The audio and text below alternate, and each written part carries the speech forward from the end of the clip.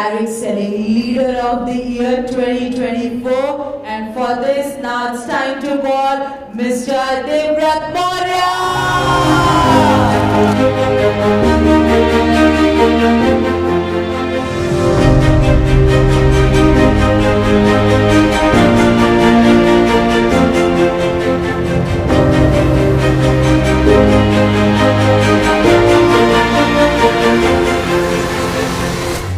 बहुत बहुत शुभकामनाएं सर आपको। Thank you sir, thank you. Sir एक क्वेश्चन पूछूंगी मैं। क्या है, नेटवर्किंग में एक ट्रेंड है अंगूठी और चेन पहनने का। आपने पहनी हुई है इसलिए मुझसे रुका नहीं गया।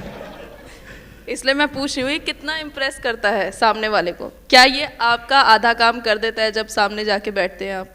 बहुत अच्छा सवाल है कि देखिए, जब हम लोग काम में निकलते हैं ना नेटवर्क मार्केटिंग में, तो सर ने जैसे एक क्वेश्चन कर रहे थे आप लोग की hot list and cold list. तो हॉट लिस्ट जितनी होती है तो उसका नाम ही हॉट इसीलिए पड़ा है कि हम सबसे पहले उसके पास जाते हैं और छूते ही जल जाते हैं। सबसे ज़्यादा निगेटिविटी वहीं से आती है। तो कुछ लोगों ने टिप्पणियाँ कसी थी, क्योंकि मेरे पिताजी का देहांत 4 साल की उम्र में हो गया था। मैं 8 साल की उम्र से 5 रुपये रोज़ पे काम चालू किया था। मेरी माँ ने 14 साल दाई का काम किया है। तो जब मैं ये बातें रखता था लोगों के सामने, और उस कोविड के टाइम में, तो लोग कहते थे तुम्हारे पिताजी कभी ये सब बातें सुने कि तुम आके मुझे बता रहे हो। मैं एक बार पीतल की रिंग होती है एक पहना हुआ था, तो उसको लोगों ने कहा कि क्या बात है, बड़ा सोना पहन रहे हो। हम क्या, सोना नहीं पीतल है। कहा तुम्हारी औकात भी नहीं है कि तुम सोना पहन सको। तो एक बात होता है नेटवर्क मार्केटिंग में, हम क्यों क्लियर करते हैं, क्यों नेटवर्क मार्केटिंग करना है। तो एक आग मुझे लगी और मैंने उसी दिन ठाना था कि आज पीतल की रिंग और तुम कह रहे हो तुम्हारे पिताजी नहीं कभी पहन सकते थे, और एक दिन ऐसा आएगा कि 10 उंगली में सोना ही रहेगा, तुमको दिखेगा ये बात। बहुत बढ़िया सर, बहुत बढ़िया। सर जो आई एम श्योर आपके साथ भी चैलेंजेस आए होंगे। जी, तो ये जरूर। जो चैलेंज आता है जब आप डायरेक्ट सेलिंग का कॉन्सेप्ट बताने जाते हो, आप वो बोलते हैं चेन सिस्टम है, MLM है, या 2 जोड़ने वाला है, तो उसके लिए आप कैसे डील करते हो, क्या जवाब देते हो आप सामने वालों को? देखिए, उसका एक ही जवाब मैं देता हूँ। वो होता है कि मैं उसको बोलता हूँ कि अगर आपके पिताजी ने चैन नहीं बनाया होता तो शायद दुनिया में आते ही नहीं, और वो दुनिया में आया ही है, बिना चैन के तो आया नहीं है। माता पिताजी का चैन बना तब वो दुनिया में आए। तो चैन बिना तो बेचैन रहेंगे, तो बेचैनी तो देखी नहीं जाती किसी से। सर बड़ी और स्टेबल इनकम पाने के 3 क्या इंपॉर्टेंट स्टेप्स है? इंपॉर्टेंट स्टेप यही है कि नेक नियत, ईमानदारी, कड़ी मेहनत और सिंगल माइंड।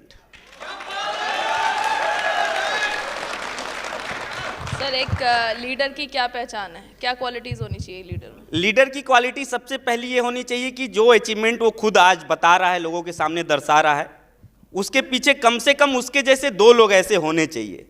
तो आज मैं इस इंडस्ट्री में जब आया, 7 लोग मेरे माध्यम से डायरेक्ट इस इंडस्ट्री में आए, और 7 लगभग आज करोड़पति हैं। तब आज मैं इस मंच पे आके बोल रहा हूँ।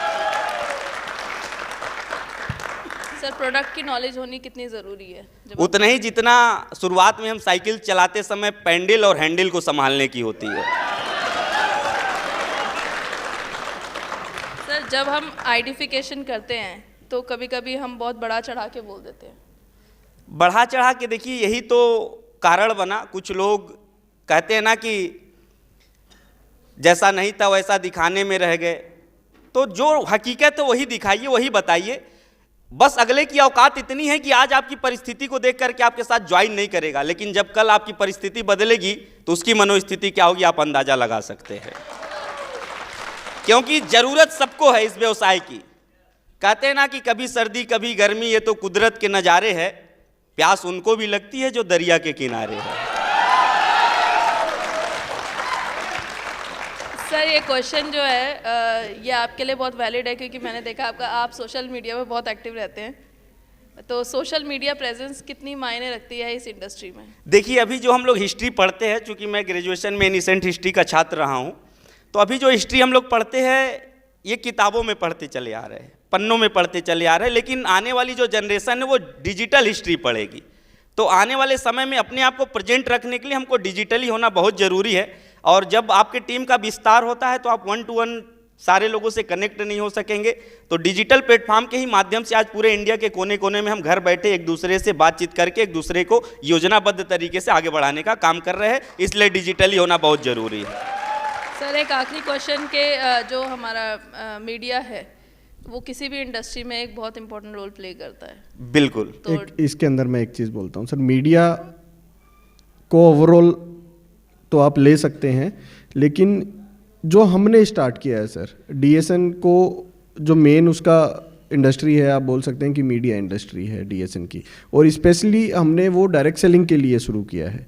तो इसका आने वाले टाइम में डायरेक्ट सेलिंग नाउ का एज ए मीडिया कितना बड़ा रोल होगा, वो आप क्या देखते हैं सर उसके बारे में? सर डीएसएन का जो आने वाले समय का रोल होने वाला है, जैसे देखिए हम लोग आज फिल्म इंडस्ट्री की अगर बात कर ले, जहाँ से स्टार बनना हमारा सपना होता है, हीरो बने हीरोइन बने, एक क्रेज हो गया है।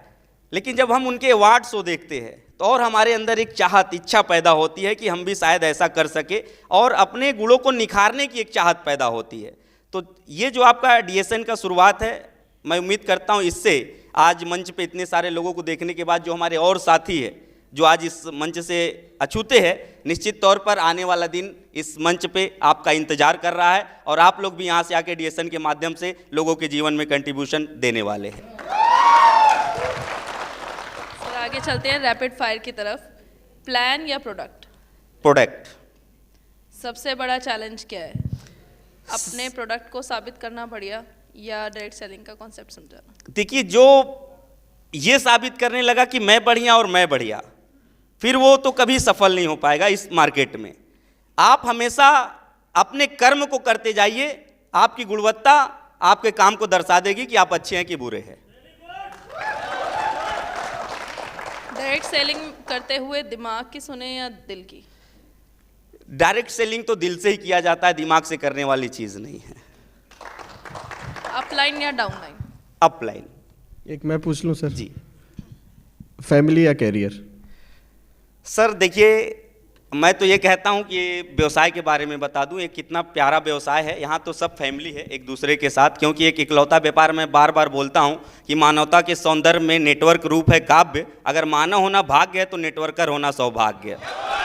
क्या बात है। तो आज देखिए ना, अदर तरीके से लोग देखे जा रहे हैं इस इंडस्ट्री के लिए। ये कहते हैं ना कि यूं ही मुझे मुर्दा समझ रहे हैं लोग, मुझे तो मेरे सिवा कोई जिंदा दिखाई ही नहीं देता।